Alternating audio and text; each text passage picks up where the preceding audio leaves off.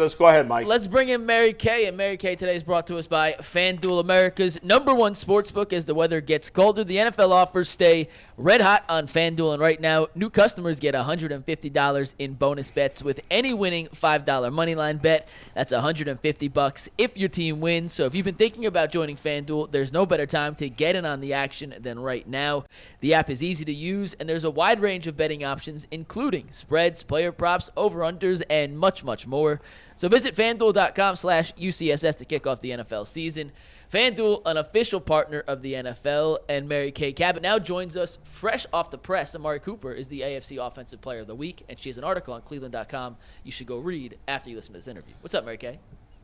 Hey, how you guys doing? We're doing well. Merry Christmas, Happy New Year, and that not much of a competition there, Mary Kay, for Offensive Player of the Year, I'd say. When Amari Cooper Player of the Week. Player of the Week. Yeah, Player of the Week, and good for Amari. That was so much fun to watch. To be there in person, to talk to him after that and see how excited he was. Sometimes he doesn't show a whole lot of emotion in interviews, but he just couldn't help but smile and just be very jovial and crack some jokes after that. And it was a lot of fun. This passing game, we've been talking about it. I mean, who could have expected this? Jason just said it. He hasn't played well in 10 years. And Flacco's playing fantastic football right now. He's been amazing, but they haven't been able to run the ball. Is this just such a wacky season that maybe it can continue, or are you worried that eventually the clock is going to strike midnight here and Joe Flacco is going to revert to what he'd been for the last bunch of years? Well, we'll have to see. It all depends on the matchups. It depends on who they draw in the playoffs. Now, when I look ahead to him having to face the Baltimore Ravens, and you see what Jadeveon Clowney is doing, and Roquan Smith, and Justin, whose name I don't want to try to pronounce right at this moment, Matabike or something. Matabike. There we go. I think that could be a very difficult out because they are down to their fourth and fifth tackles, and that could be really tough, especially if it's on the road. But for now, I think Joe has just been tremendous. Now, as I say that, they have to face a very good Jets defense on Thursday night, and it's going to be a lot tougher to go out there and accomplish what he has accomplished over the last few weeks against a defense like this. These guys are really good. They're good in the back end. They're good up front. They've got the number 2 pass defense in the NFL. So, we'll have to see how this goes. I think that's the thing that could cross them up as they move forward, is being down to their fourth and fifth tackles. Mary Kay, when you look at this game, obviously there's a lot of history, you should say. Last year, obviously, the 2-minute drive, the 2-minute situation that happened, Joe Flacco going back to play the Jets after they didn't call him back, Elijah Moore going back to play his former team. How much of that do you think plays a part into this game? Oh, it does. It definitely does. Guys always have a little extra for their former team. Elijah even admitted that yesterday. And then Joe, there's no way Joe is going to admit that to us in an interview. But I will tell you what, he was sitting there on his mother's couch watching football with the kids running around in South Jersey. And the New York Jets, when Aaron Rodgers went down on the fourth play of the game, never bothered to call him. And that has to hurt. That has to stick in his craw because he had been with that team for 3 years. He knew the system. He knew the scheme. And all they had to do was pick up the phone and call. And if they had done that, then who knows? The Jets could be the team in the playoffs right now, or having one of the playoff seeds right now, and the Browns could be on the outside looking in. So it worked to the Browns' advantage, and I think he might be able to dig deep and find a little extra something for those Jets on Thursday night. Mary Kay, I want to go big picture for a minute. When you look at the success that Joe has had this year running Kevin's system, and particularly in the play action, what do you think Deshaun thinks when he looks at this? And is this any sort of motivation for Deshaun to more or less do it Kevin's way and get under center a little bit more? He's obviously been strictly a shotgun quarterback for most of his career, but seeing the success of this offense, running it this way, do you think that is any indication to Deshaun that, hey, I need to give this a chance because this has now evidence that it can work?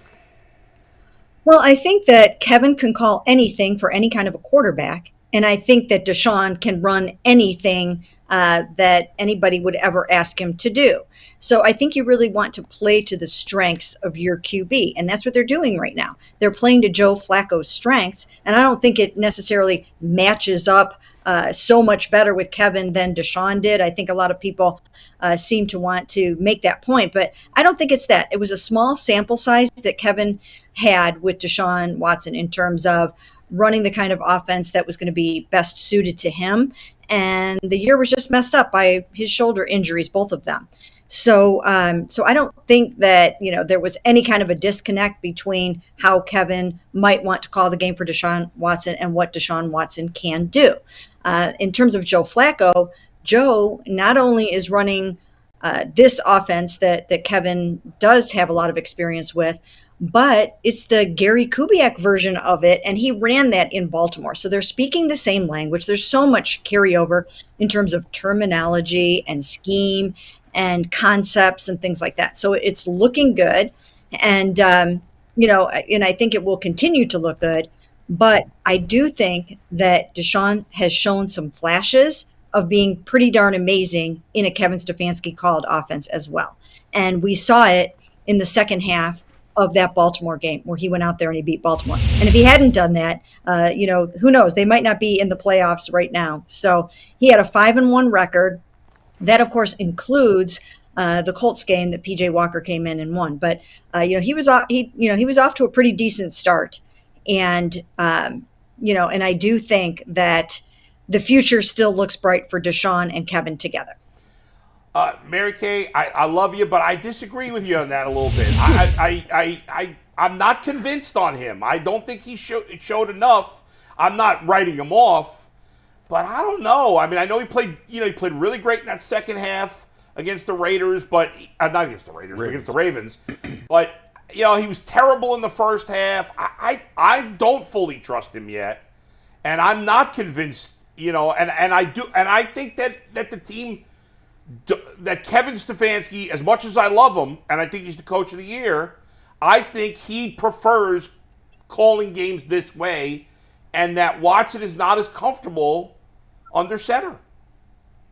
You know what? I just, once again, this is something that we will probably just agree to disagree fair. on. Yeah. Because, Kevin has worked with so many different kinds of quarterbacks, and he has really educated himself to be able to call the kind of game that Deshaun Watson is going to excel in. And Deshaun hasn't had an opportunity to really spend very much time with this offense yet. Once again, true. All you have to do is, you have to just look at the record. The record is pretty good this year by him. There's no way they would be where they're at without the contribution that he made, including in the second half of that Ravens game, which I thought was a signature moment for him. I thought it was a signature half for him. And, some of the other stuff in the very beginning, you're still trying to figure out, okay, what are we doing with Elijah Moore? And what are we doing with, some of these other guys? What are we doing anymore with Donovan Peoples-Jones? So it was a work in progress, and they lost Nick Chubb very early on, and they were still in the regrouping stages, right? They hadn't figured that all out yet. They were still kind of going through their preseason. But I think Deshaun showed what he's all about in the second half of that Ravens game. To go into Baltimore and to be able to beat that football team that is now 12-3, I think that should, tell people what he's all about and what he's going to be able to do. So I know everybody kind of wants to write him off right now and just, say, forget about him and, let's roll with Joe Flacco. But that's just not really realistic for a number of reasons, including the money. You just can't throw away $46 million a year over the next 3 years. Completely agree with you there. I wanted to get your thoughts on the running game. You mentioned Nick Chubb getting hurt. Today's his birthday. We all wish him a happy birthday. We can't imagine, we're going to talk about this later, how good this team would be if they just had all the injuries, if they just had Nick Chubb right now. My God. When you look at the struggles of the running game, especially the last month where it's gotten really bad, is it more on the players they have at running back, or is it the offensive line, or is it really 50-50? What do you think? It's probably a combination of all of the above, and that could really hurt them as they move forward. And they're going to run into some really, really excellent run defenses. They already have, and I think they're just going to have to continue to try to push the envelope on this and see what they can continue to do by committee and with a shorter passing game. Use the screen games and use some of these other things. Try some reverses and some jet sweeps and other things to try to simulate a running game. I mean, they're doing the best that they can, but when you have a compromised and challenged offensive line like this, it's difficult. It's interesting too, because I think they really believed that Jerome Ford was going to, light it up this year. And he hasn't really, for one reason or another, over the last several games. So I think those guys are all going to have to step it up. The blockers are going to have to step it up. They also lost, their ability to run that, that big personnel game that they were trying to do because of more injuries on the offensive line. So if they get back to doing some of that, I think they can kind of crank it up a little bit.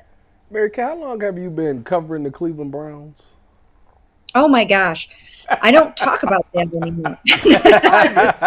No, I was asking her how old she is. No, because the reason being is because obviously it's a big game. I was going to ask about the atmosphere. I was going to ask, do you think that this is going to be the best atmosphere for the Cleveland Browns, or do you think never mind. Do you think this is going to be a great atmosphere?